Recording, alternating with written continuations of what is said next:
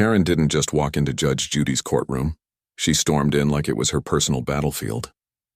Clutching a thick binder of self-printed legal documents and muttering to herself about defamation and bias, she declared before the hearing even began that she was fully prepared to sue Judge Judy herself if the ruling didn't go her way. The audience gasped, the bailiff froze, and Judy? She didn't even blink. Karen, with the arrogance of someone who'd watched too many courtroom dramas, announced she would own this show by the end of the day. What she didn't know was that Judge Judy had already reviewed every shred of her so-called evidence, and what she found inside it could not only destroy Karen's case, but cost her $500,000 in penalties before she even realized what trap she'd triggered.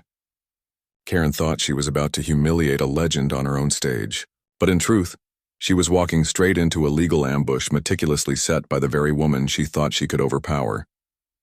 Before we reveal how this courtroom erupted and turned Karen's threat into a life-changing disaster, make sure to like this video and subscribe so you don't miss the shocking moments that redefine what justice really looks like. Everyone in the courtroom could feel it. This wasn't going to be an ordinary case. It wasn't even about the petty civil dispute that had originally brought Karen here. That had vanished the moment she slammed her binder down on the plaintiff's table and announced, with her chin lifted high, that she was prepared to sue Judge Judy personally if she didn't like the ruling. It was a line few people would dare to speak out loud, and for good reason. In that single sentence, Karen hadn't just threatened a television icon, she had just challenged the legal authority of one of the most feared and respected judges in modern American courtroom history. The stakes were no longer about a refund, a complaint, or some perceived slight. They had transformed into something much larger, much riskier. Karen had made this personal, and personal battles in Judge Judy's courtroom are not battles you walk away from unharmed. The viewers watching from their couches couldn't fully grasp the weight of what had just been set in motion. But the producers, the legal team behind the scenes, and Judy herself understood it instantly. Threatening to sue a sitting judge, especially on record in a televised courtroom, was not just reckless. It opened a legal minefield that Karen clearly didn't comprehend. If Judy chose, she could refer Karen for contempt, obstruction, or even perjury, depending on what Karen's evidence contained. And if those documents contained false statements or forged materials, the penalties wouldn't be symbolic. They would be real, enforceable, and devastating. In other words, Karen had raised the stakes from win or lose to win or pay the price of your arrogance in 6 figures. Karen didn't see it that way. To her, this was theater. She had prepared dramatic lines and even practiced them in front of her bathroom mirror, convinced the audience would see her as brave, as someone standing up to corruption. She didn't realize that the courtroom wasn't a stage, and Judge Judy wasn't an actress playing the role of a judge. She was a real judge with real legal authority, and she didn't need applause. She had rulings. This wasn't a debate club or a social media comment section. This was a venue where evidence either stands or collapses, and where the cost of being wrong is measured not in embarrassment, but in money, credibility, and permanent legal consequences. And Judy knew it. That's why she hadn't reacted when Karen made her threat. That silence, that infuriating stillness, wasn't weakness. It was calculation. Judy had been on the bench for decades. She'd seen scam artists, fraudsters, fake lawyers, and arrogant amateurs walk into her courtroom believing they could bluff their way through. Some came with tears, others with theatrics, but they all left the same way, humbled, humiliated, and often broke. Judy had once fined a plaintiff into bankruptcy for trying to submit falsified bank statements. She had dismantled self-proclaimed legal experts who couldn't even define the terms they were throwing around. What Karen didn't realize was that Judy thrived on opponents who underestimated her. They gave her something rarer than gold, a clean opportunity to show the difference between bluster and actual law. Behind the bench, Judy's mind was already 3 steps ahead. If Karen's documents contained even one forged element, she could recommend sanctions. If they contained slanderous accusations against court personnel, Judy could push for defamation penalties. And if Karen truly had no legal grounds to threaten a judge, her statement could be interpreted as contempt, which carries financial penalties that climb rapidly depending on severity. And because the entire exchange was being filmed, broadcast, and archived, every word Karen had spoken could become legally admissible evidence. Karen thought she was making good television, Judy knew she had just made a self-incriminating statement on camera. The gallery in the courtroom shifted uncomfortably, picking up on the tension they couldn't name. They could feel that something invisible had changed. Like the air before a thunderstorm, Karen continued to posture, flipping dramatically through her binder, whispering to her friend that this judge won't know what hit her. The irony was almost painful. Judy knew exactly what had hit her, an arrogant amateur who had just detonated her own credibility before the case had even begun. And Judy, who had built her entire career on precision, was not about to let that opportunity go to waste. What Karen didn't understand, and what made the stakes so dangerously high, was how Judge Judy operated when cornered. Most people, when threatened, become defensive. They flinch, they explain, they retreat. Judy does the opposite. Threats sharpen her. They focus her. They turn her from a mildly impatient television personality into the merciless, steel-spined jurist who rose through the Bronx family court system, handling the most vicious, chaotic, and legally complex cases in the city. In those courts, emotion didn't win cases. Evidence did. Judy had spent decades dismantling pathological liars, narcissists, manipulators, and con artists who believed their charisma would protect them from consequences.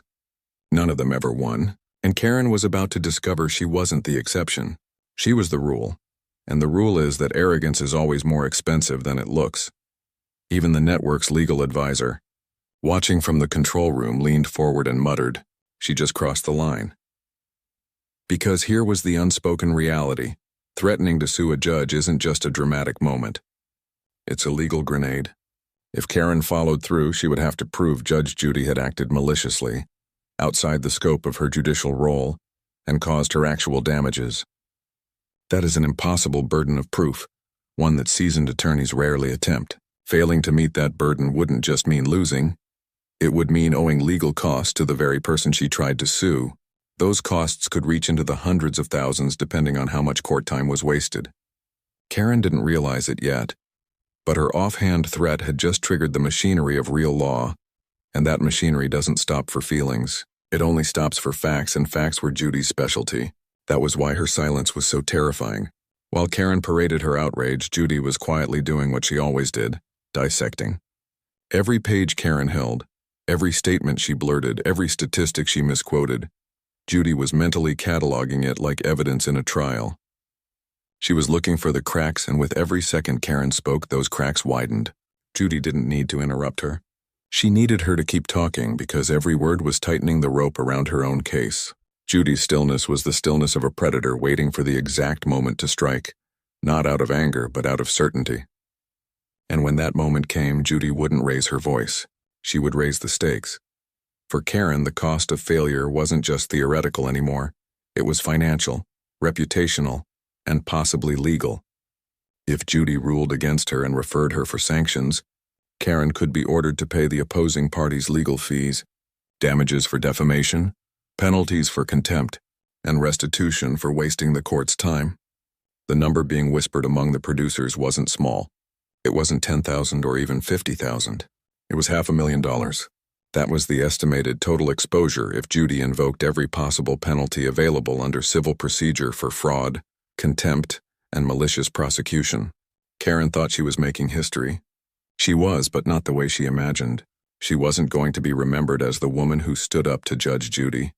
She was about to be remembered as the woman who gambled her future to win an argument and lost everything instead. And the beauty of it, from Judy's perspective, was that Karen had done this to herself. Judy didn't chase her into this corner. Karen had marched there proudly, binder in hand, with a smirk that was already starting to fade under the weight of her own words. This was the essence of the stakes, the fact that Judy didn't have to destroy her. Karen had volunteered for destruction. She had declared war on someone who had been winning battles in courtrooms since before Karen was even born. And when you go to war with someone like that, you don't just risk losing. You risk being turned into a cautionary tale told to law students for the next 20 years. Even the audience could feel it now. They were no longer watching a case. They were watching a countdown. Every word Karen spoke, every exaggerated gesture she made, felt like one more tick closer to detonation. People shifted in their seats, holding their breath, waiting for Judy to finally speak. Because everyone knew that when she did, it wouldn't be loud. It would be lethal. And the instant Judy opened her mouth, the real trial would begin. The trial of Karen's arrogance against Judy's preparation. And only one of those things has ever survived in this courtroom. That was the true weight pressing down on the room like a storm front. Not the fear that Karen might win, but the certainty that she couldn't, and that when she lost it would not be quiet. It would be catastrophic.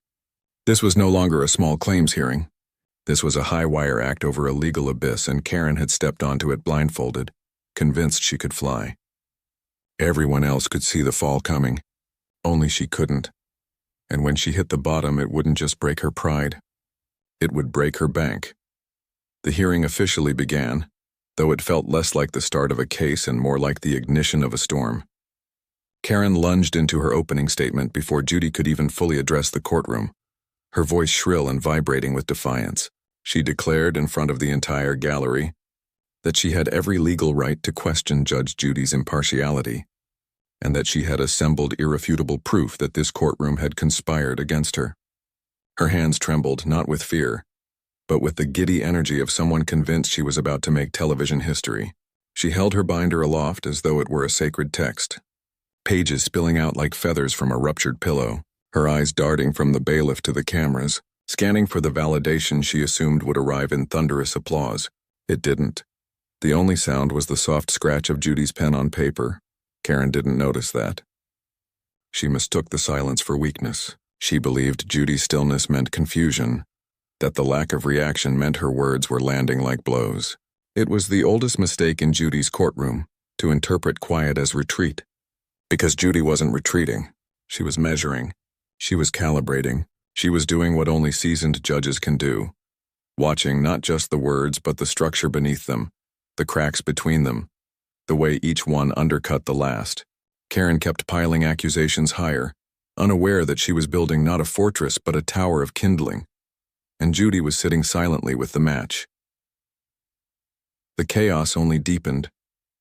Karen launched into what she called her legal evidence presentation, though it looked more like a paper explosion.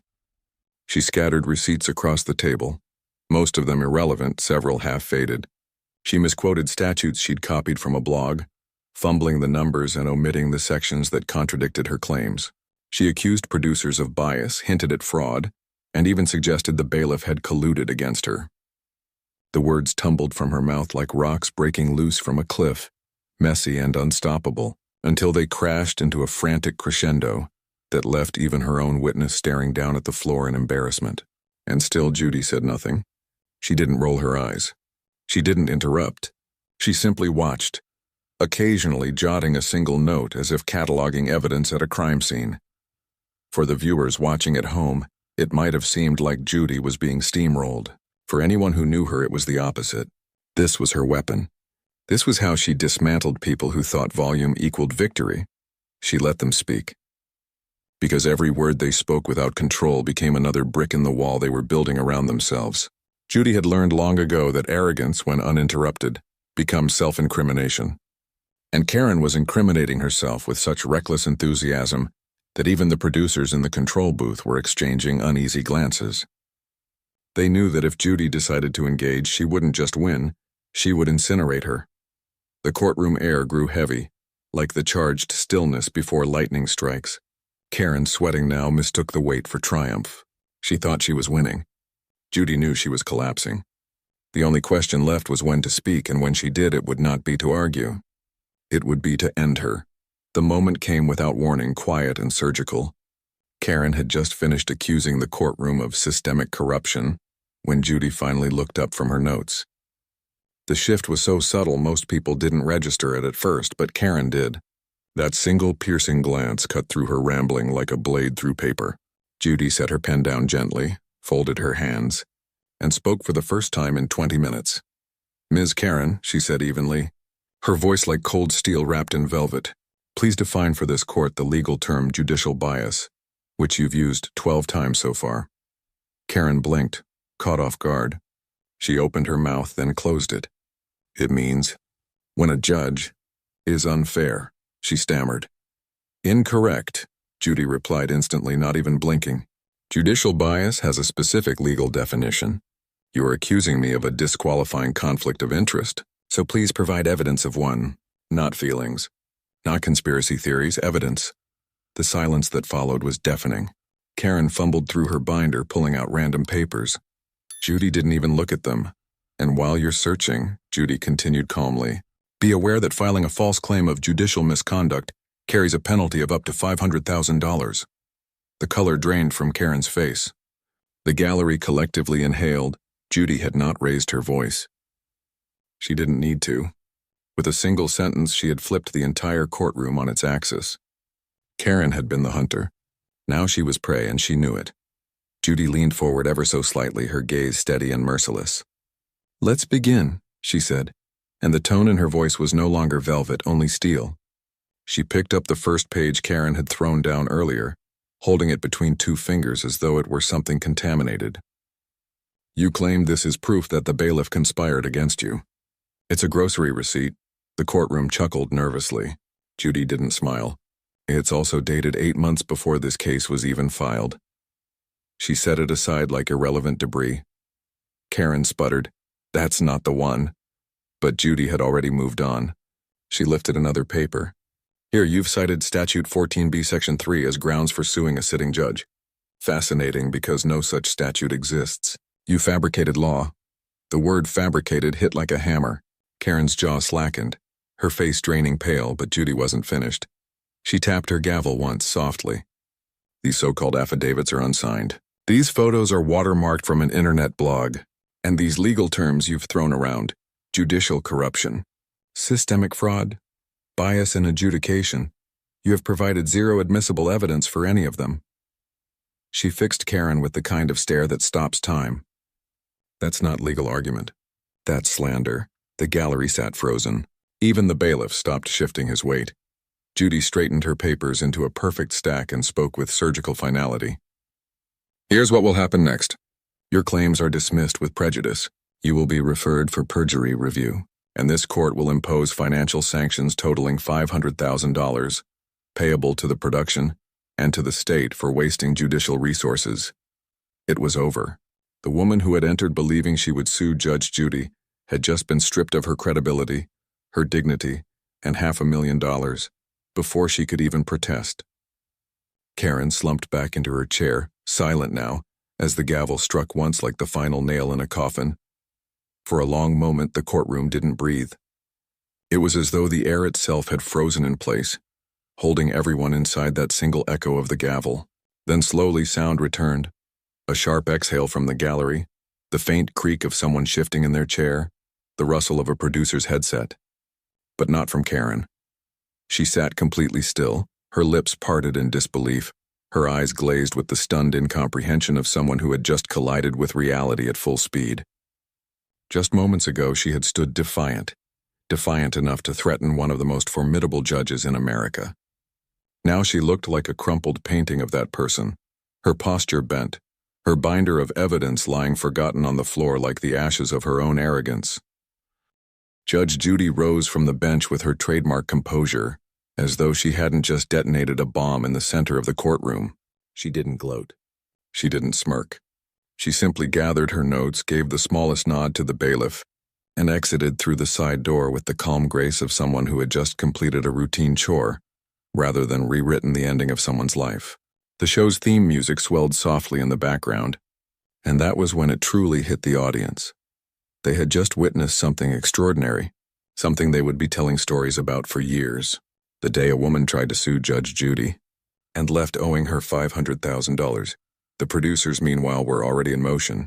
In the control room, editors were marking time codes, highlighting the exact moment Judy turned the tide, the instant Karen's defiance dissolved into fear. We're clipping this for socials, one of them whispered almost reverently. This is going to break the internet. And they were right.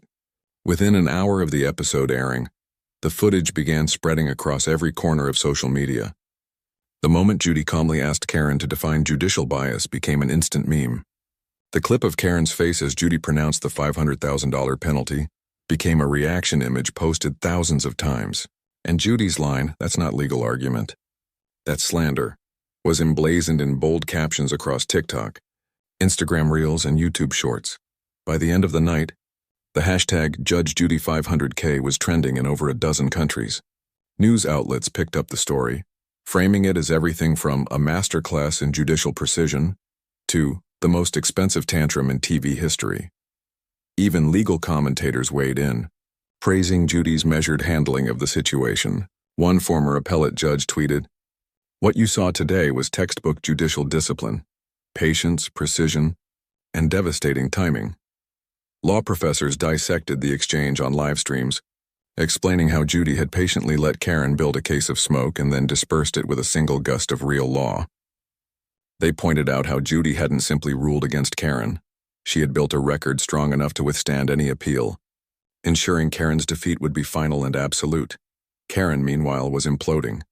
As the clip went viral, her name became synonymous with courtroom humiliation. Former colleagues distanced themselves. Brands she had partnered with scrubbed her from their websites. Her employer announced an internal review of conduct, which insiders knew was code for, "We want her gone," without the backlash of firing her outright. By the third day, her personal social media accounts were locked, but not before screenshots of her earlier posts bragging about how she would take down Judy on live TV circulated like vultures picking the last shreds of dignity from her public image. She had gone from would-be crusader to cautionary tale in less than 48 hours. News anchors spoke of her in the past tense, as though she were no longer a public figure but a historical footnote. Friends stopped answering her texts. Even her own family, according to tabloid reports, urged her to issue an apology. But Karen refused. She remained defiant, claiming the ruling was rigged, though no one believed her anymore. The public had seen what actually happened. Not bias, not corruption, but the simplest truth of all. She wasn't prepared, and Judge Judy was. While Karen unraveled, Judy's reputation rose higher than ever. Fans flooded her official pages with messages of admiration. Late-night hosts replayed the viral clip with stunned laughter. "She ended her with grammar," one comedian joked, referring to Judy's calm correction of Karen's misused legal terms. The American Bar Association even issued a statement commending Judy's unflappable adherence to judicial ethics under intense provocation. What Judy had done wasn't just winning a case. It was reclaiming the sanctity of law from the chaos of ego, and people respected it. Inside the network, executives were practically glowing. Ratings for the episode broke all previous records, and reruns surged as viewers tuned in just to witness the destruction again. Judy's contract, already the most lucrative in daytime television, was rumored to be under renegotiation with an even higher bonus clause. What had started as an attempted takedown had become a coronation. Judy didn't just win, she ascended. Karen, on the other hand, received the first formal notice from the court, a certified demand for payment of the $500,000 judgment. It arrived by courier, stark and unceremonious, a single white envelope that might as well have been a gravestone. She reportedly sat on her porch for 2 hours just staring at it, unable to open it. Because opening it meant admitting it was real. Admitting that this wasn't a bad dream or an unfair edit. It was her life now. A life with $500,000 of debt, no allies, and the permanent title of the woman who tried to sue Judge Judy and lost everything. Judge Judy never gloated. She didn't need to. Because this was never about winning an argument. It was about proving that arrogance without evidence collapses on contact with truth. Karen had tried to challenge the system, but she hadn't brought facts. Judy had brought an entire lifetime of them, and in the end, the price of Karen's pride was $500,000 and her reputation. If you believe facts will always outlast fake confidence, subscribe now and hit the bell, because this isn't the last courtroom reckoning you'll witness here.